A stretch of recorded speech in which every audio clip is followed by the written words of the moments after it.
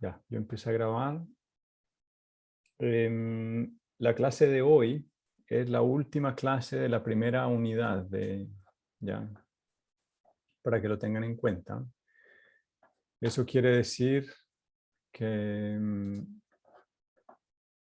la próxima clase, es decir, el jueves, vamos a hacer una, ahí está, si ven el programa, dice taller unidad 1, ¿ya? En donde ahí vamos a responder preguntas que tengan. Aprovechen y traigan todas las preguntas que tengan.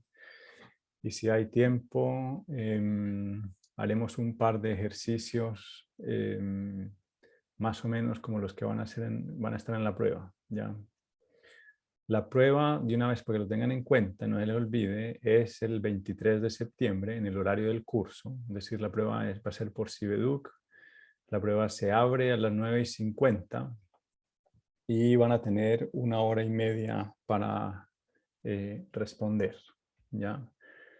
Hay algo de grados de libertad, ¿cierto? Porque siempre hay gente que tiene problemas para estar conectada a las 9:50 en punto. Entonces hay algo de margen. Pero les pido el favor de que sean puntuales, ¿cierto? Y de que estén ese día ahí para la prueba, ¿ya?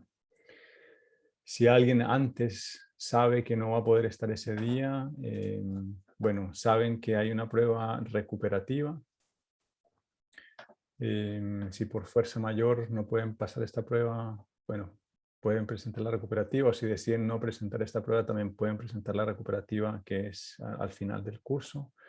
Y la recuperativa incluye las 3 unidades, ya no solamente incluye la unidad 1, sino las 3 unidades del curso, para que lo tengan en cuenta. Les recomiendo que asistan el jueves al taller, siempre ayuda. Y no sé si tienen alguna pregunta con respecto a eso. ¿Va a ser de desarrollo o alternativas? Va a ser de mezcla.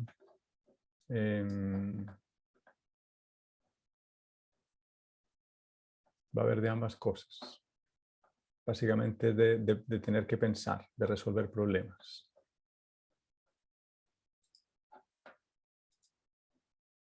¿Ok? Yes.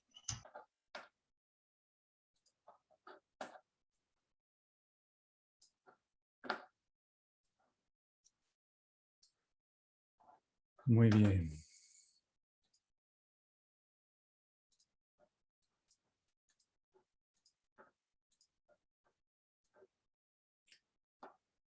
Muy bien. ¿Alguna otra pregunta? Si no, vamos a empezar con la clase de hoy.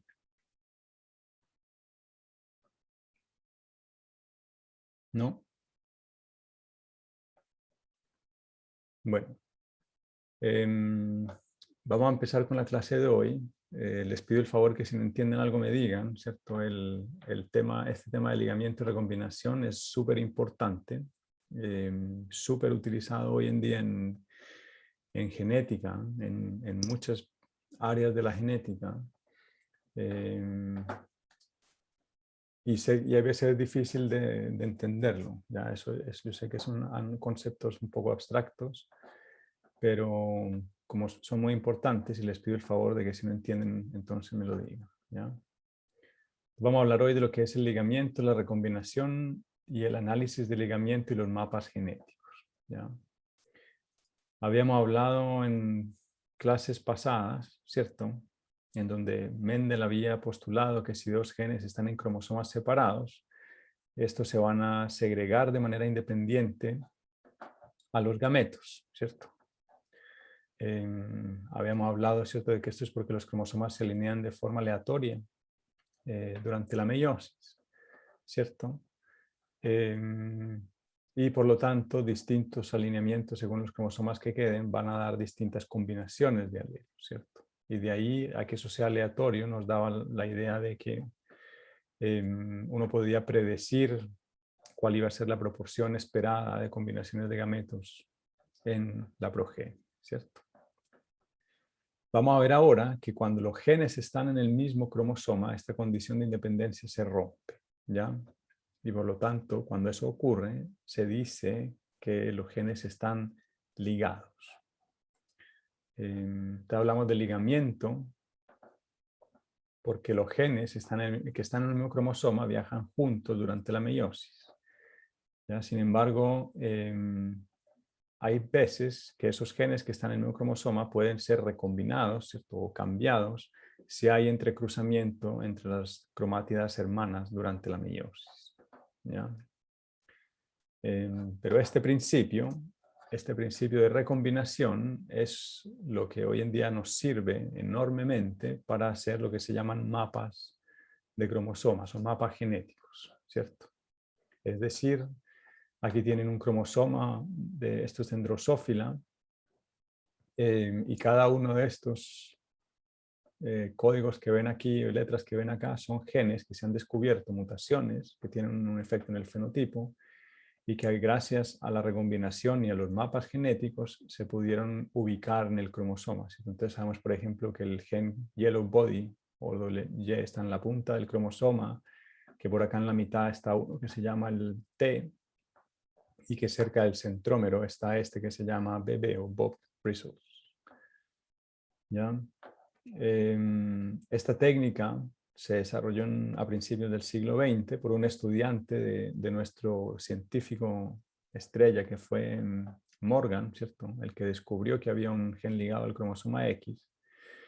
Ese estudiante se llamaba Alfred Stutterwand y él fue el que construyó el primer mapa de ligamiento. ¿Ya? Acuérdense lo interesante y lo bonito de esto es que acuérdense que en esa época no se podían secuenciar los genes, ¿cierto? Los microscopios que había no eran tan sofisticados, ¿cierto? Y no se podían medir distancias físicas en esa dimensión, ¿cierto? De lo micro. Y esta persona, Stutterwand, se valió de puras matemáticas y estadísticas y observaciones de análisis de datos, ¿cierto? Para desarrollar este método, que hoy en día, ¿cierto? Es un método muy elegante, hoy en día sigue siendo utilizado incluso a la luz de la secuenciación masiva que nos permite secuenciar prácticamente cualquier genoma. Hoy en día este método se sigue usando. Entonces vamos a empezar por partes. ¿Ya? Vamos a empezar hablando cómo hacemos para saber que dos genes no se distribuyen de forma independiente o que los alelos de dos genes no están segregando de forma independiente. ¿Ya? Y para eso vamos a ver un ejemplo. Imagínense que aquí tenemos estas plantas en las cuales le estamos mirando dos rasgos distintos. Una que es la forma de los granos de polen y otra que es el color de las flores, ¿cierto? Entonces tenemos dos rasgos, cada rasgo con dos variantes, ¿cierto? Y si yo cruzo estas flores rojas con granos de polen largo y flores blancas con granos de polen redondo y hago el cruce, toda la progenie me da así, flores rojas y granos de polen largo, ¿cierto? Ahí yo ya puedo tomar una conclusión o dar una conclusión en términos de la dominancia de estos rasgos, que sería ¿cuál?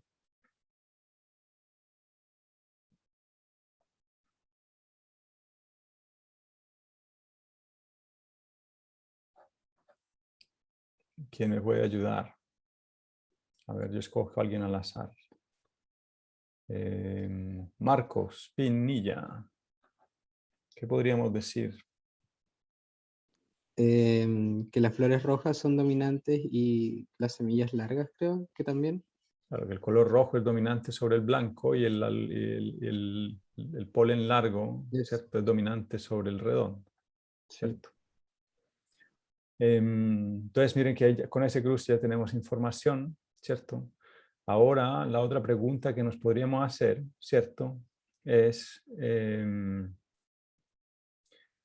si la distribución independiente, ¿cierto? Si hay distribución independiente, ¿qué pasa si yo cruzo estas flores rojas con granos largos de la F1 y con estas y hago un cruce entre ellas?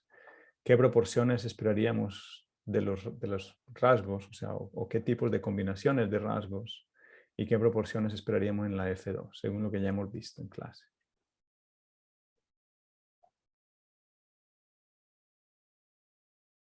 El 9, 3, 3, 1. 9331. ¿Quién sería 9? ¿Qué combinación de rasgos?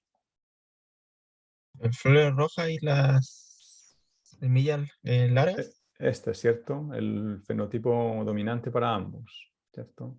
¿Quiénes serían 3 y 3?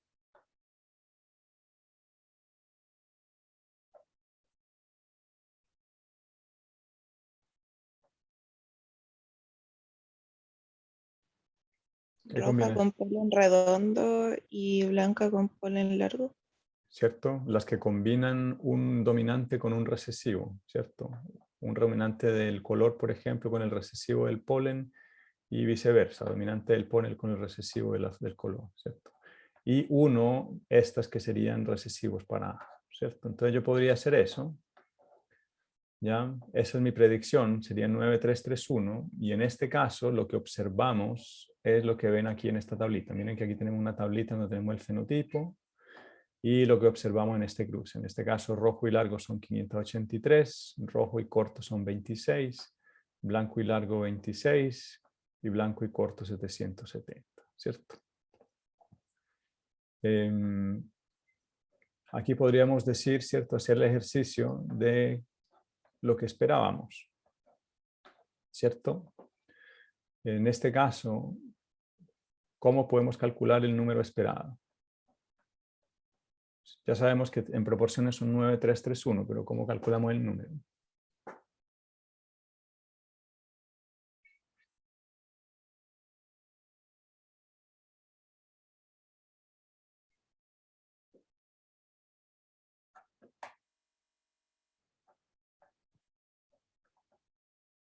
Tal vez Natalia Lepio nos podría ayudar, ¿no?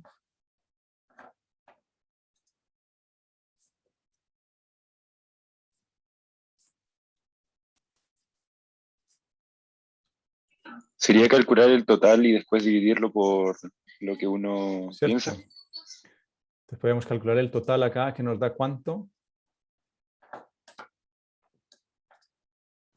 805, si no me equivoco. 805, ¿cierto? Y entonces el número esperado sería 805 por 9 dividido 16, ¿cierto? ¿Cuánto da eso?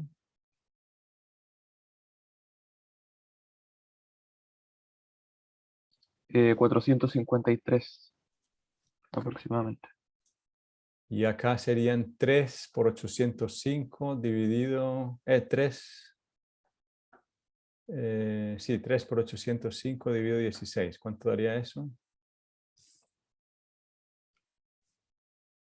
151. 151, ¿cierto? 151 acá. Y acá serían ¿cuánto? 1 por 805 dividido 16. ¿Cuánto me da eso?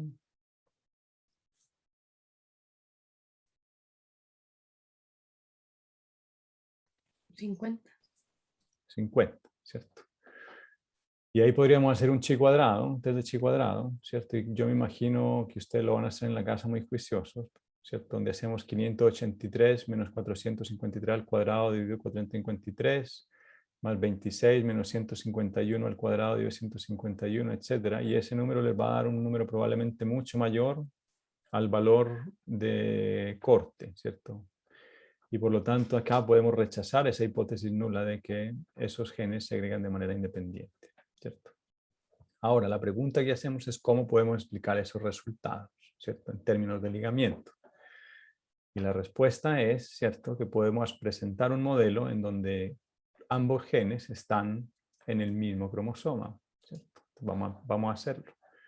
Vamos a suponer, ¿cierto?, que aquí tenemos ambos genes, lo vamos a describir con la letra R para el color de la flor y L para la longitud del polen, y vamos a decir que están ambos en el mismo cromosoma, ¿cierto? Aquí los ven como estas líneas rojas. Aquí ponemos en fucsia los dominantes, los alelos dominantes, y en verde los alelos recesivos, simplemente para que sean más fáciles de distinguir. Y entonces, si volvemos a nuestro cruce, los parentales, ¿cierto?, eran homocigotos, este para los rasgos dominantes y el otro era homocigoto para los recesivos. Y los F1 eran todos heterocigotos, ¿cierto?, como se ve acá. quiere decir que tenían un cromosoma que tiene los dos alelos dominantes y un cromosoma que tiene los dos alelos recesivos, ¿ya? Esos, ¿cierto? Les puede pasar a estos durante la meiosis. Fíjense que a los parentales durante la meiosis, cuando van a producir gametos, da lo mismo si hay recombinación entre estos dos alelos, porque el producto va a ser lo mismo, porque son homocigotos tanto estos como estos. Pero en los F1, ¿cierto? Si hay recombinación acá o no hay recombinación, va a tener un efecto en los gametos que se producen. Entonces yo puedo tener por un lado que durante la meiosis no haya recombinación, ¿cierto? Y por lo tanto estas plantas van a generar gametos que tienen o el cromosoma con los alelos dominantes o el cromosoma con los alelos recesivos, ¿cierto? Pero puede haber recombinación. Y si hay recombinación, entonces va a producir gametos, ¿cierto? Si hay recombinación entre esos genes, vamos a producir gametos que van a tener un alelo dominante y uno recesivo, o viceversa, ¿cierto? Entonces, en esa F1, ¿cierto? Podemos decir que se van a producir, ¿cierto? Bueno, luego, en estos casos, una forma fácil de mirar recombinación, ¿cierto? Y en general, en la gran mayoría de estudios genéticos, una forma fácil de entender lo que está pasando, de cuantificar recombinación, etcétera, es hacer cruces de prueba, ¿cierto? Ustedes ya saben que un cruce de prueba es cruzar cualquier organismo, ¿cierto? Da lo mismo qué fenotipo o qué genotipo yo tengo, cruzarlo con un organismo que sea dominante recesivo, que sea homocigoto recesivo, ¿cierto? Entonces, en este caso, si hacemos el cruce de esa F1 con un organismo, con una flor que es homocigota recesiva, ¿ya? Si hubiese segregación independiente, ya en este caso, ¿qué esperaríamos en términos de los hijos que se producen? ¿En qué proporciones? ¿Cierto? Habíamos dicho que para el F1, si yo cruzo una F1 con un F1, yo esperaría proporciones 9-3-3-1. Cuando yo hago este mismo cruce, pero con un homocigoto recesivo, ¿ya? Si son independientes los genes, yo esperaría encontrar los 4 fenotipos en proporciones iguales. 1, 1, 1, 1. ¿Ya? Entonces debiesen haber, ¿cierto? Los 4 fenotipos en proporciones iguales. ¿Ya? Y lo que observamos acá, en este cruce, ¿cierto? Es que hay 450, 470, 42 y 38. Miren que los más abundantes, en este caso, son los que tienen el mismo fenotipo parental. ¿Ya? Y estos que son recombinantes, y hablamos de recombinantes porque hay, ¿cierto?, un rasgo dominante combinado con un recesivo. Aquí me equivoqué con la figurita, ¿no? ¿Cierto? Son los recombinantes, están en menor proporción. ¿Ya?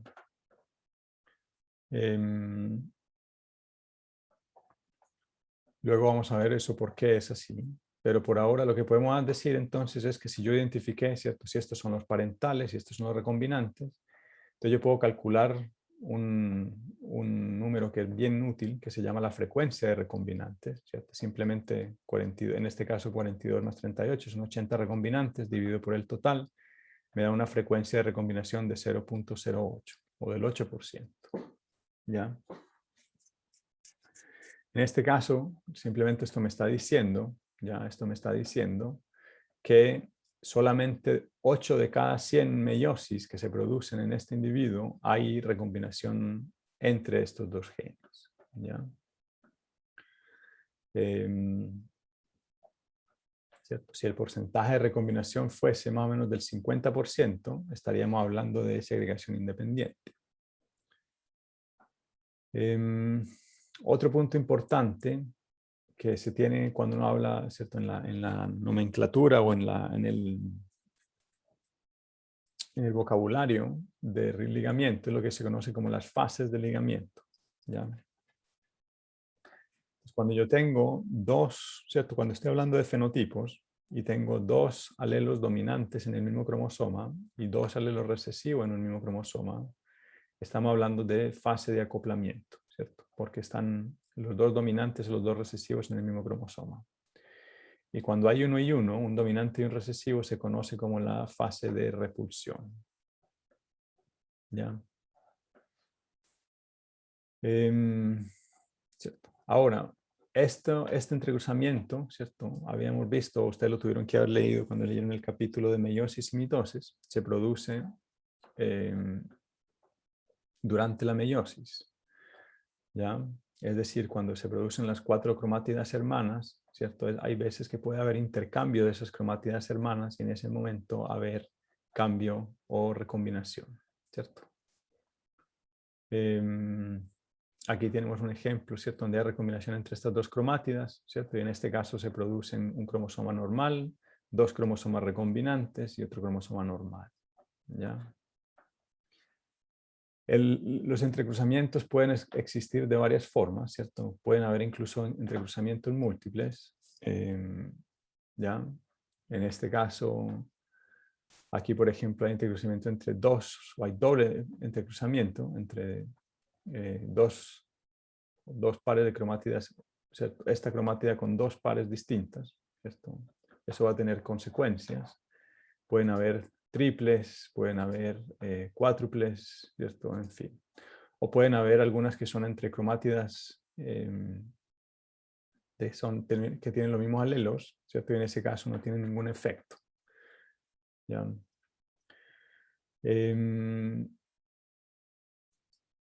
Cuando este estudiante de Morgan desarrolló este método, se basó, ¿cierto? O él hizo como el clic en que esto estaba pasando, porque esto se puede estudiar desde el punto de vista, o fue descrito desde observaciones con el microscopio. Aquí tienen fotos de microscopio de saltamontes, de meiosis en saltamontes, ¿ya? En donde se pueden ver estos intercambios, ¿cierto? Y estos intercambios que se habían descrito, ¿ya? Puntos importantes que hay que tener en cuenta, ¿cierto? Es que este ligamiento se detecta como una desviación a las expectativas del principio de la distribución independiente de Mendel, ¿cierto? Y la frecuencia de recombinación mide la intensidad del ligamiento, ¿cierto? Cuando no hay ligamiento, la frecuencia de recombinación es del 50%, y cuando los genes están estrechamente ligados, es decir, no hay mucha recombinación entre ellas, ¿cierto? Esa frecuencia de recombinación se aproxima a 0. ¿Ya? Esa recombinación es causada por un intercambio físico entre pares de cromosomas homólogos durante la profase 1 de la meiosis, justo después de la duplicación de los cromosomas, ¿ya? Y en cualquier punto en el cromosoma, ese intercambio involucra 2 de las 4 cromátidas hermanas en una tetra, ¿cierto? Por lo menos 2. Ahora, ¿cómo hacer una cartografía de un cromosoma, ¿cierto? ¿Cómo mapearlos? Bueno, los genes ligados se pueden mapear en un cromosoma estudiando los cambios o las frecuencias de recombinación de sus alelos, ¿ya? Lo primero que vamos a ver, ¿cierto? Es que yo puedo medir la distancia genética entre 2 genes, ¿ya? Eso se conoce, o normalmente esa distancia genética va a ser más o menos parecida a la distancia física entre los genes en un cromosoma, ¿ya? Y este fue el desarrollo de este estudiante de Morgan que les decía, donde él decía, bueno, esa distancia genética debe ser equivalente al número promedio de entrecruzamientos que hay entre esos genes, ¿cierto? En otras palabras, imagínense yo tengo mis 2 genes A y B, ¿cierto? Que están en un mismo cromosoma, ¿cierto? La cantidad de veces que haya entrecruzamientos entre ellos debe ser proporcional a la distancia que hay. Si están muy lejos, es más probable que haya entrecruzamiento entre esos 2 genes a que si están más cerca, ¿cierto? Entonces la idea de él era sencilla. Decía, bueno, yo simplemente lo que tengo que contar es el número promedio de entrecruzamientos que yo observo entre A y B, y eso va a ser proporcional a la distancia, ¿ya? Vamos a ver cómo se hace. El primer caso, este primer ejemplo, es un mapeo de recombinación con un cruce de prueba de 2 puntos. Se dice de 2 puntos porque involucra solamente 2 genes, ¿ya? En este caso, Vamos a hacerlo con drosófila, en donde vamos a estar viendo el rasgo que tiene que ver con la longitud de las alas y el color del cuerpo, ¿cierto? La longitud de las alas, el color normal o la forma normal es larga, ¿cierto? Y está el alelo recesivo, que serían alas vestigiales, y está el color del cuerpo, en este caso es gris o cafezusco, ¿no? ¿Cierto? Y este otro color que es el negro. Ya que me acabo de acordar que voy a apagar la cámara a ver si eso, para que no se me vaya a parar el computador.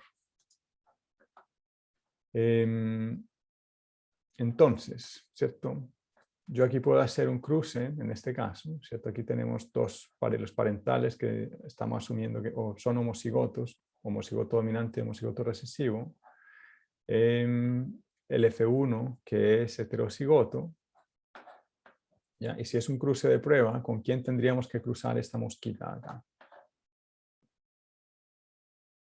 ¿Con un homocigoto recesivo? Con un homocigoto recesivo. Entonces el cruce de prueba simplemente es que lo cruzamos con un homocigoto recesivo.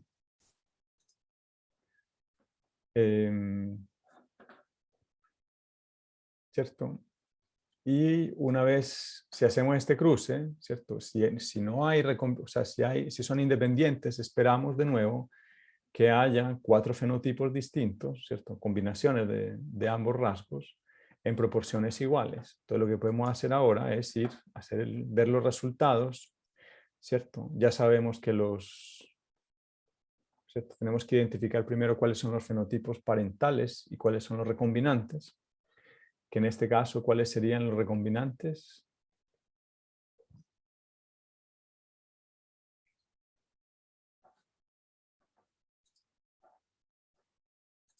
Serían los dos últimos. Serían estos, ¿cierto? Que presentan un rasgo dominante y un rasgo recesivo. Entonces, una vez que los identificamos, ¿cierto? Es muy simple. Lo que tenemos que hacer es simplemente sacar la proporción, ¿cierto? Hay 180 recombinantes, 820 parentales. La frecuencia de recombinación sería entonces 180 dividido 1000, es decir, 118, 0.18. ¿Ya? Y eso quiere decir que la frecuencia de recombinación entre VG y B es del 18%, y esto es igual a 18 unidades en un mapa genético, ¿cierto? En genética estas unidades se llaman centimorgan, se describen o se abrevian así, CM, y en otras palabras estamos diciendo que estos dos genes, el VG y el B, están a una distancia de 18 centimorgan, ¿ya? Entonces, así de sencillo es que se determina la distancia entre dos genes, ¿ya? Ahora, existe otro tipo de mapas o de mapeo que es un poco más complejo, que sirve para, además de determinar la distancia entre genes, determinar la posición relativa entre genes. ¿Cierto? Y para eso se necesitan por lo menos 3 genes, ¿cierto? Para yo poder determinar cuál es la posición relativa. Aquí vamos a ver un ejemplo de un mapeo de recombinación con un cruce de prueba de 3 puntos, ¿ya? Para facilitar las cosas, estas 3 mutaciones están ligadas al X, ¿cierto? Eso quiere decir que solamente vamos a ver recombinación en las hembras y no en los machos, lo que hace que sea más fácil, ¿ya? Ahora, lo que les decía, ¿cierto? Aquí, además de determinar la distancia entre los genes, también tenemos que determinar cuál es el orden, ¿cierto? Entonces nos interesa, por ejemplo, saber si Equinus está al lado de SC y después sigue SS en el cromosoma, o si este Equinus está al lado de Crohns-Beinless y el último es SC, o la otra combinación, ¿cierto? Entonces, ¿cómo se hacen estos cruces? Bueno, aquí tenemos, ¿cierto? Un cruce de prueba o un cruce en donde tenemos una hembra que es homocigota recesiva para ambos rasgos, ¿cierto? Y un macho que es de tipo normal o wild type para todos los rasgos, para todos los 3 rasgos. ¿Cómo van a ser las hembras de este cruce? A ver, Vicente Romero, ¿cómo serían las hembras acá?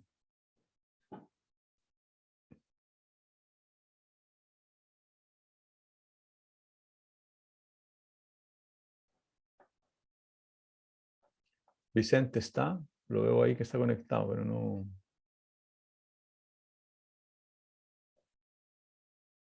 ¿Y qué tal Vicente Villagrán? Entonces, ya que Vicente Romero no está con nosotros.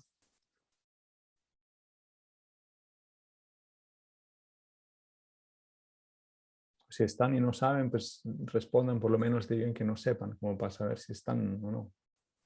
Yo no sé, profe. Ok, muchas gracias. ¿Alguien podría ayudarnos? ¿Cómo serían las hembras F1? Serían iguales a la madre. Bueno, si yo hago este cruce, las hembras van a heredar, ¿cierto? Este es el cromosoma X y este es el Y, ¿cierto? Y la hembra obviamente tiene 2 copias del X. Pues si es una hembra, ¿qué cromosoma del macho tiene que heredar? Obviamente tiene que heredar un cromosoma de la madre y un cromosoma del padre. Entonces las hembras van a heredar este cromosoma, ¿cierto? Del padre y uno de estos 2 de la madre. Entonces, sí o sí tienen que ser Heterocigotas. heterocigotas. Muchas gracias, ¿cierto? Tienen que ser heterocigotas. ¿Cierto? Entonces tenemos hembras que son heterocigotas, ¿cierto? Y podemos hacer ahora un cruce de prueba cruzándolas con un macho que es homocigoto recesivo. En este caso homocigoto no, pero va a tener el cromosoma X recesivo, ¿cierto? Ahora, en este cruce, ¿cuántos y cuáles fenotipos distintos podrían generarse en la F2 a partir de este cruce en la F1? ¿Y qué proporciones fenotípicas esperaríamos?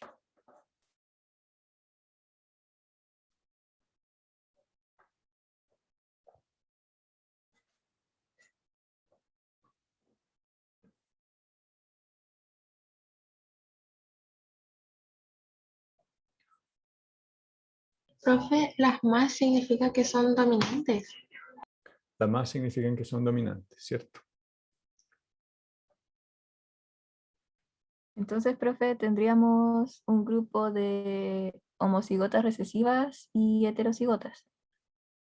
A ver, tendríamos, uno sería un grupo, un tipo de fenotipo, sería homocigoto dominante, ¿cierto? Fenotipo dominante para todos los genes, ¿cierto? Otro obvio sería homocigoto recesivo para todos los genes, ¿cierto? Y después podrían haber combinaciones, ¿no? No sé, homocigoto para el primero, dominante para el primero, recesivo para el segundo, recesivo para el tercero, ¿cierto? Dominante para el primero, recesivo para el segundo, dominante para el tercero.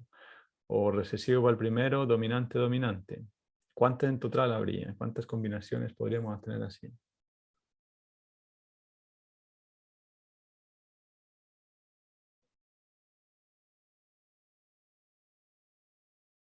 ¿Se acuerdan de la clase cuando hablábamos de cruces de trihíbridos?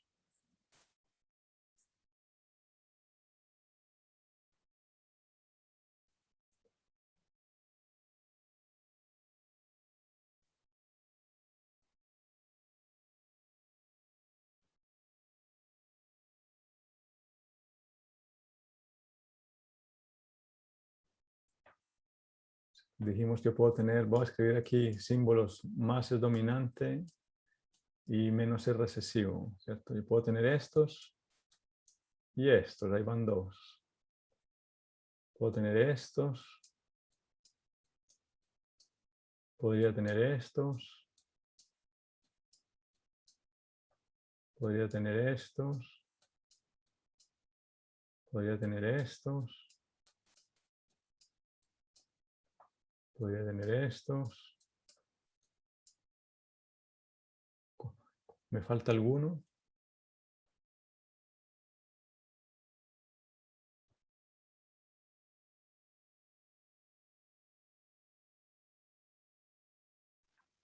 Un menos, menos, más. El menos, menos, más, ¿cierto? Y miren que aquí podríamos decir, ¿y qué podríamos decir de proporciones? ¿Cierto? Ya habíamos dicho que si es un cruce de prueba y todos estos genes no están ligados, son independientes, las proporciones que yo esperaría serían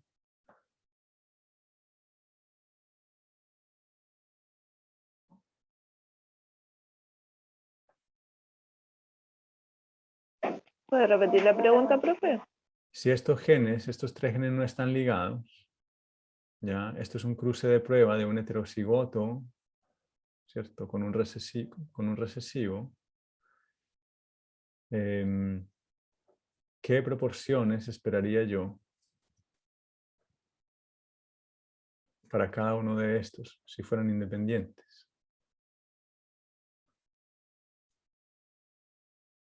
Y le estoy soplando.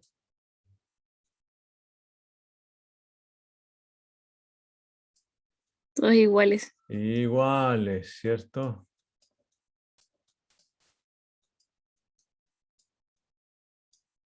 Eso es una de las ventajas de los cruces de prueba, que no se les olvide. Si yo tengo un heterocigoto y un recesivo, lo que yo espero es que sean proporciones iguales, ¿ya? Y si estuviesen ligados completamente, si esto están y no hay recombinación entre ellos, ¿qué esperaría yo?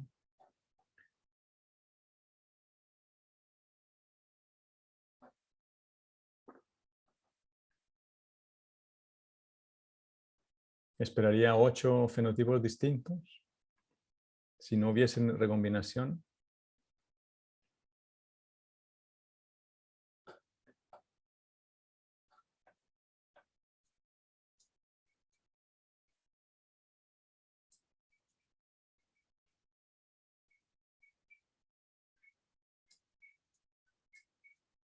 No, esperaríamos solamente 2 fenotipos.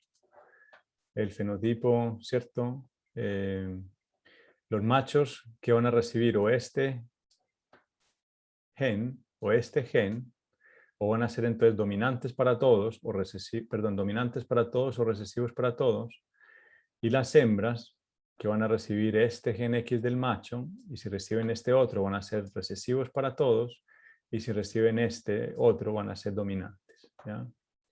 Entonces, si no hubiese recombinación, si estuviesen completamente ligados estos genes, yo solamente esperaría 2 combinaciones de fenotipos distintos, ¿ya?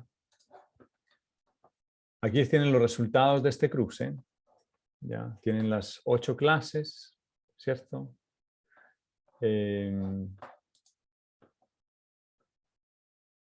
¿Cuáles de estas clases son las 2 parentales?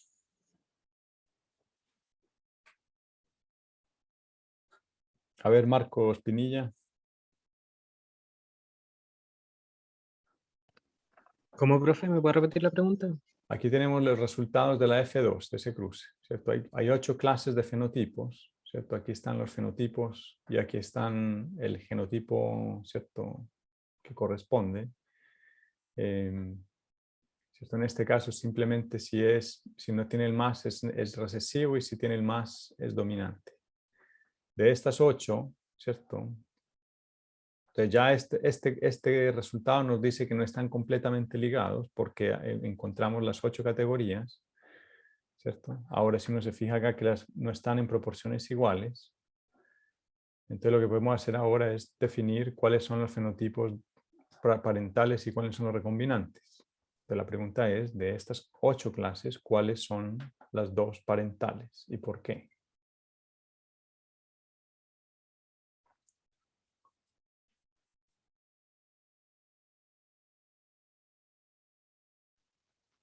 El 1 y el 2. El 1 y el 2, ¿cierto? Estas serían las 2 parentales. Y todas estas serían las recombinantes, ¿cierto? Ahora, entonces identificamos los parentales y los recombinantes, ¿cierto? Y esta información que tenemos acá, miren que aquí también estamos viendo que hay uno, entre los recombinantes, está este grupo, que es más o menos, tiene un número parecido, y está este grupo que tiene muy poquitos eventos, solamente uno en cada uno, ¿ya? Esta información nos va a servir para nosotros determinar el orden entre los genes, ¿ya? ¿Cierto? Cuando hablamos de orden, ¿cierto? La pregunta es si el orden es primero va el gen EC, el SC y después el CB, o si es SC, CB, SC, o si es SC, SC, CB, ¿ya? Nos vamos a fijar en esos. Y aquí vamos a tener en cuenta, ¿cierto? Lo que se asume es que ocurra en una meiosis un solo evento de recombinación es más probable a que ocurran 2 eventos de recombinación y 2 es más probable que ocurran 3 y así sucesivamente, ¿cierto? Entonces, estos que están acá, ¿cierto? Al ser tan raros, ¿qué creen ustedes que sean? ¿Producto de una sola recombinación o de 2 recombinaciones? ¿De 2? De 2 recombinaciones, ¿cierto? Entonces lo que tenemos que hacer, ¿cierto? 2 recombinaciones quiere decir que yo tengo aquí mi cromosoma, ¿cierto? Durante la meiosis, tengo el gen 1, el 2 y el 3, ¿cierto? Para decir que son SC, S y CB. Y aquí vamos a ponerle más para indicar el dominante y el otro el recesivo, ¿cierto? Y quiere decir que si si yo tengo todos en el parental son recesivos y en el otro son dominantes, si hay una recombinación aquí y hay una recombinación aquí, ¿cierto? El resultado va a ser un cromosoma que va a ser, por ejemplo, 1 más 3, ¿cierto? Y el otro va a ser más 3, 2, 1, ¿ya? Entonces acá la pregunta es, ¿qué orden, ¿cierto? ¿Qué orden de estos genes me va a dar estos recombinantes, SC, S, CB?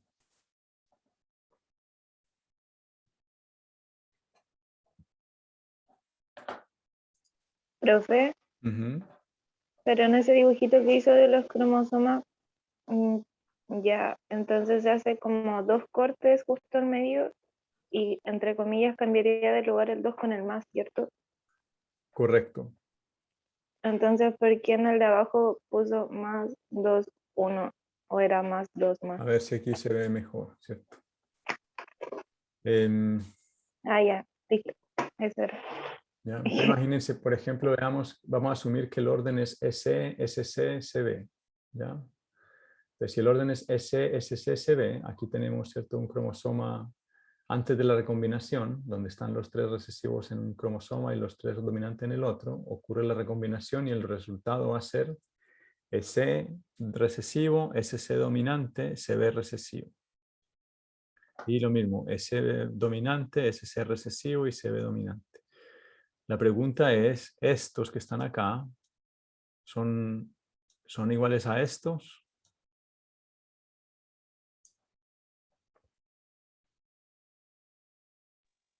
No. No, ¿cierto? Entonces podemos descartar ese orden. Ahora vamos al segundo orden, que sería S, CB, SC. ¿Cierto? Hacemos el mismo ejercicio. La pregunta es de nuevo, ¿esto se parece a esto?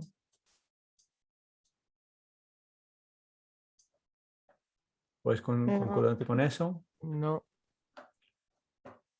No.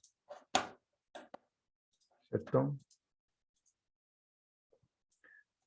Entonces nos queda el último, que sería SC, SSB, y si hacemos ese ejercicio, ahora sí nos da. Entonces ya tenemos identificado el orden, que es el primer paso y tal vez lo más difícil. Tenemos identificado el orden y tenemos identificado los recombinantes y los parentales, ¿cierto? Entonces, el orden es ese. Y ahora lo que nos queda es muy fácil, es simplemente calcular las distancias. Entonces, ya que sabemos el orden, primero podemos calcular la distancia entre SC y SC, ¿ya? Y para eso, simplemente tenemos que computar el número promedio entre cruzamientos entre esos genes, ¿cierto? Es decir, hay entrecruzamientos en donde sabemos que hubo, o el resultado donde sabemos que hubo entrecruzamiento entre SC y SC, ¿cierto? Que van a ser los fenotipos que tenían SC, S más, CB más, o SC más, S menos, CB menos, ¿ya? Que eran las clases 3 y 4, 163 y 130. y los que tenían doble recombinación, ¿cierto? Los dobles recombinantes tuvieron en ambos casos, entonces los contamos también. Aquí nos da un total de 295,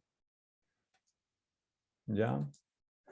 Y eso lo dividimos por el total y nos da 0.091. Entonces, la recombinación entre SC y S es 0.091 o 9.1 centimorgans. Luego podemos hacer los otros dos, distancia entre S y CB, ¿cierto? Entonces lo mismo, vamos a identificar las categorías en donde son el producto de recombinación entre S y CB, que eran las clases 5 y 6, ¿ya? Le añadimos los dobles recombinantes también, eso nos da 342. Y eso nos da 0.105, en otras palabras, es la distancia 10.5 centimorgan entre esos dos genes, ¿ya? Y quedamos listos. Tenemos el orden y tenemos la distancia entre los tres genes, ¿cierto? Así es que, por ejemplo, se hizo el primer mapa genético entre genes. Este es el que hizo el estudiante de... perdón, esto lo hicieron Bridges y Olbich utilizando el método de mapeo de 3 puntos del estudiante de Morgan. Y fue el primer mapa genético que se hizo, ¿ya? Ahora aquí miren que hay una cosa bien interesante y es que aquí están esas distancias que hemos visto entre estos tres genes, ¿ya? Ellos añadieron otros y al final se vieron, por ejemplo, que la distancia entre el F y el SC era de 66.8 centimorgan, ¿ya?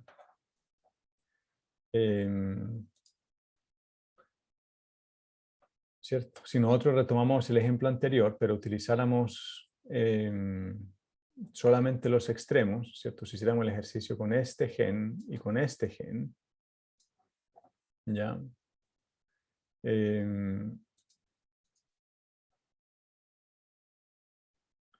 ¿Cuáles creen ustedes que sería la distancia genética observada si hiciéramos el experimento como tal?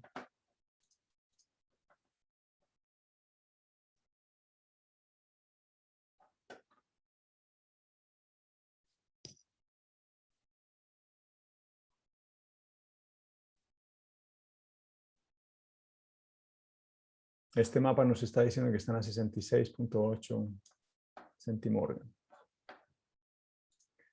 ¿No? No vamos a hacerlo entonces.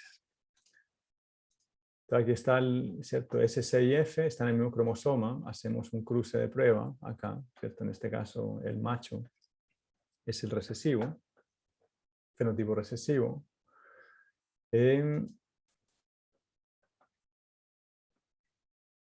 Y estos son los resultados.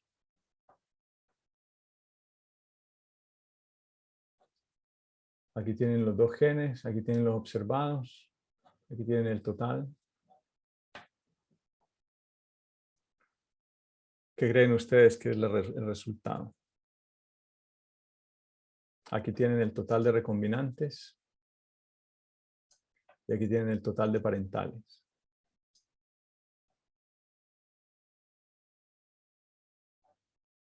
Aquí da, ¿cierto? Como es la mitad, da el porcentaje de recombinación del 50%, pero la distancia en el mapa es de 66. ¿Por qué creen que eso ocurre?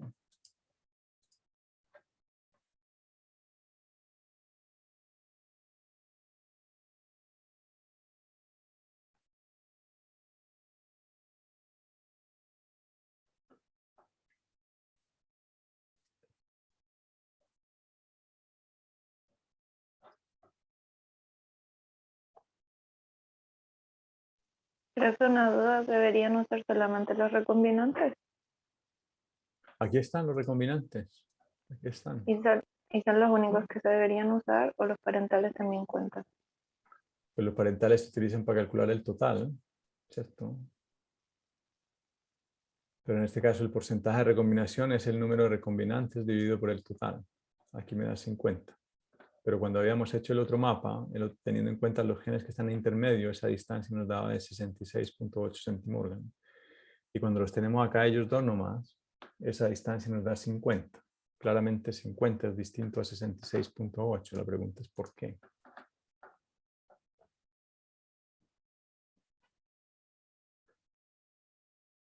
recuerden que lo que estamos midiendo aquí son eventos, ¿cierto?, probabilísticos de recombinación.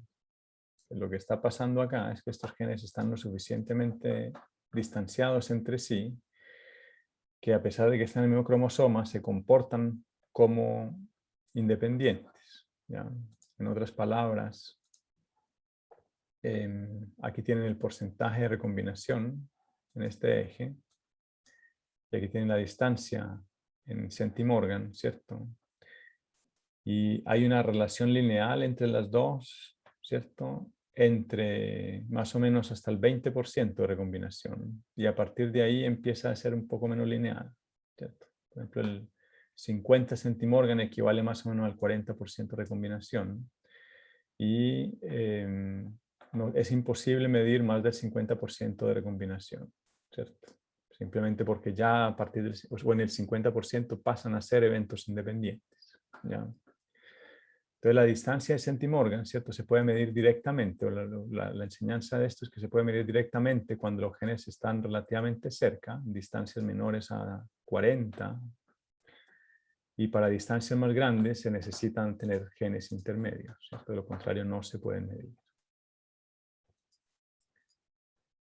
¿Ya? Puntos importantes, ¿cierto? Esos mapas genéticos se basan en el número promedio entre cruzamientos y la distancia genética se estima calculando la frecuencia de recombinación entre genes y cruces experimentales, ¿ya? Es posible estimar las distancias genéticas directamente cuando la frecuencia es menor al 20%, ¿cierto? Cuando es mayor, esa distancia genética puede ser subestimada, ¿cierto? Porque hay eventos múltiples del entrecruzamiento que no necesariamente producen cromosomas recombinantes. Por último, ya para ir terminando,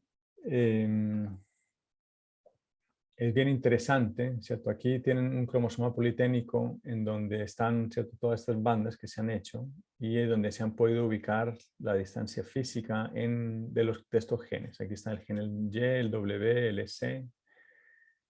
Y es bien interesante, y hoy en día secuenciando, con las técnicas de secuenciación, hemos visto que si bien el orden, ¿cierto?, de los genes se establece muy bien con estos mapas genéticos, la distancia genética no necesariamente coincide con la distancia física entre los genes. ¿Ya? Aquí tienen un ejemplo, es que Y y W, ¿cierto?, están cerca en el mapa genético, pero físicamente están muy lejos entre sí, ¿ya? Y viceversa, ¿cierto? Este W y S están lejos genéticamente, pero físicamente en el mapa, ¿ya? Y esto es porque la recombinación no es homogénea a lo largo de un cromosoma, ¿cierto? Hay zonas de alta recombinación, por ejemplo, podemos decir que esta zona recombina mucho más frecuentemente que esta zona, ¿cierto? Aquí ustedes se dan cuenta que hay esta especie de engrosamiento que probablemente está asociada a una inversión y quiere decir que ahí no hay recombinación, o esa recombinación no es viable, etc. ¿Ya? Entonces, eso es otro tema de investigación bien interesante, entender por qué la recombinación no es homogénea a lo largo de los cromosomas en el genoma y cuáles son las implicaciones de eso a nivel evolutivo. Tienen un montón. En todo caso, esos mapas genéticos son colineales, es decir, el orden se mantiene, pero las distancias pueden cambiar. Volviendo al tema evolutivo, esta recombinación o la falta de ella tiene una parte muy importante en la evolución. Probablemente vamos a hablar un poquitico de ella en la unidad 3, y si no en el curso de genética de poblaciones sí lo tomamos muchísimo más a profundidad. Pero básicamente, o así muy resumido, esa recombinación es una manera de mezclar la variación genética para potenciar el cambio evolutivo o la capacidad de adaptarse de especies a cambios en el ambiente, por ejemplo, está fuertemente asociada a la recombinación meiótica, ¿cierto? Porque es una forma que uno tiene, o tiene la naturaleza de ensayar distintas combinaciones de variantes que eventualmente pueden dar origen a adaptaciones mucho más rápido que si no existiera la recombinación. También se cree que esta recombinación es parte de lo que hace que, por ejemplo, el sexo sea algo que existe en la naturaleza, ¿cierto? El hecho de que el sexo como tal es costoso, implica un costo enorme, pero ese costo parece que es viable o se mantiene porque permite esa combinación de alelos favorables y permite adaptarnos a condiciones que están cambiando todo el tiempo, ¿ya?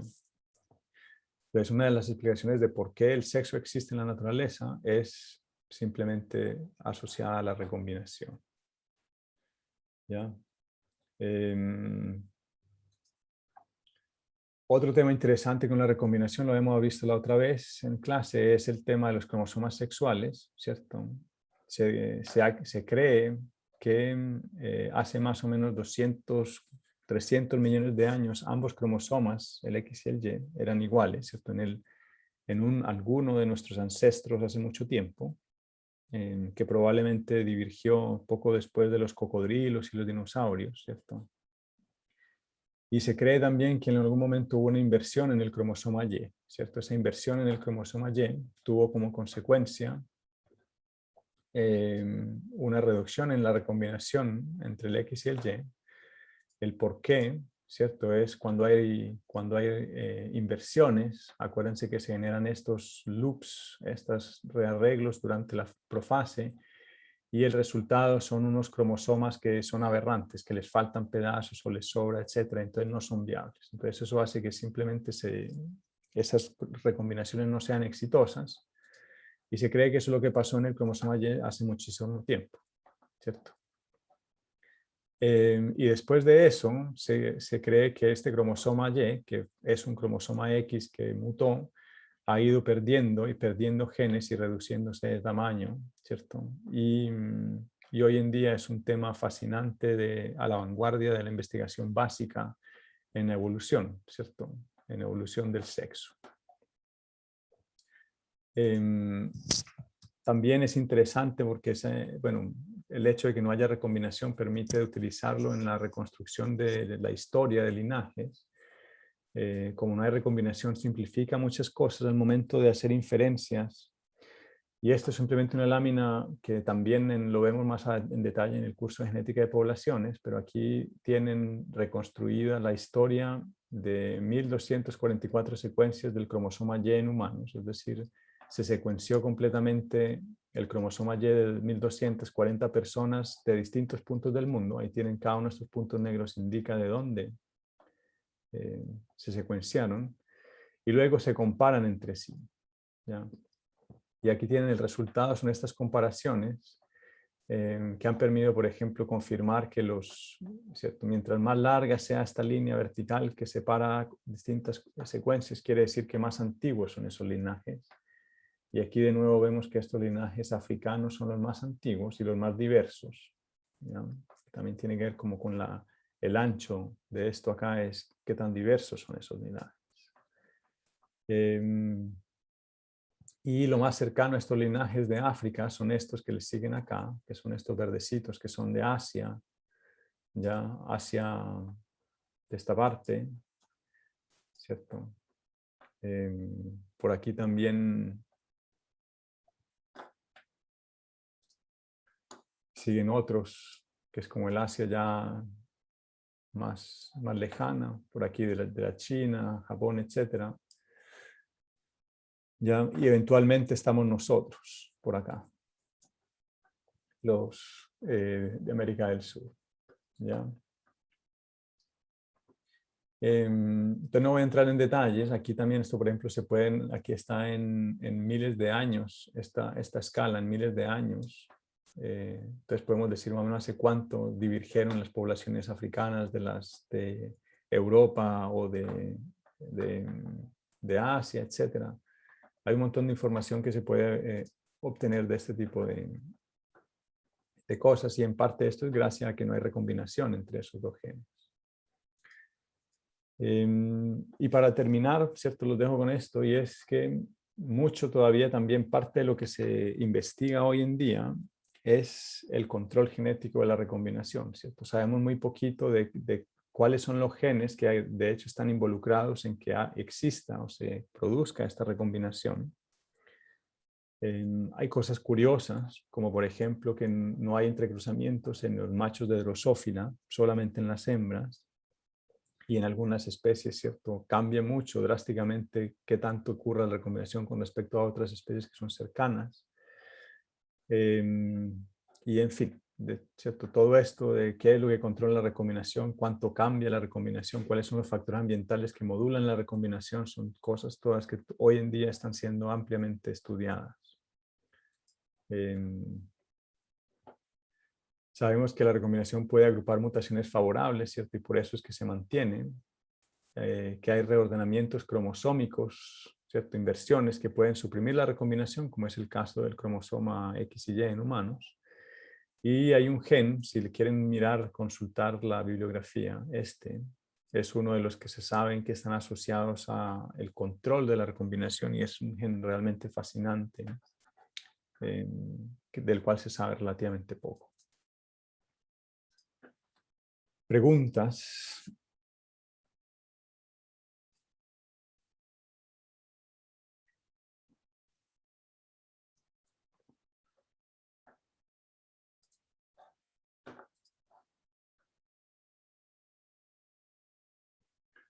¿Preguntas? ¿Ninguna pregunta? No me la creo.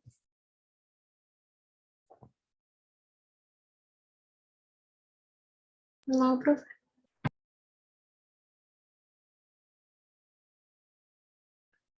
Todo súper claro. Qué bueno. Entonces espero puros 7 en la prueba entonces.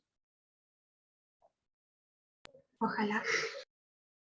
¿Cierto? Si yo les pongo hacer un mapa de ligamiento de 3 puntos en la prueba, todos van a saber hacerlo, ¿cierto? Así que no hay preguntas.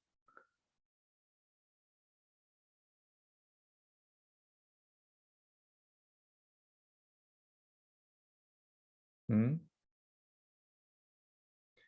Bueno, recuerden entonces, si no hay preguntas ahora, recuerden que el jueves toda la sesión va a ser solo para responder las dudas que tengan, así que les pido de nuevo encarecidamente que revisen el material de clase y que traigan todas las preguntas que les hayan quedado. No se queden con las preguntas para la prueba. Recuerden que la prueba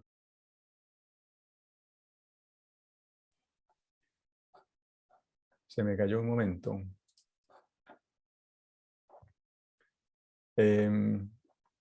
Siguen ahí. Recuerden que la prueba será el 23 a las 9:50, ¿ok? Por Cibeduc. Yo estaré conectado por si van a tener dudas, pero la prueba no está como muy bien explicada. Espero que no vayan a haber muchas preguntas o dificultades ese día. Profe, ¿hasta esta materia entra la prueba hasta hoy? Hasta la clase de hoy entra la prueba, correcto. Incluida la Ya. clase de hoy. Entonces reitero, el jueves todas las preguntas que tengan antes de las fiestas y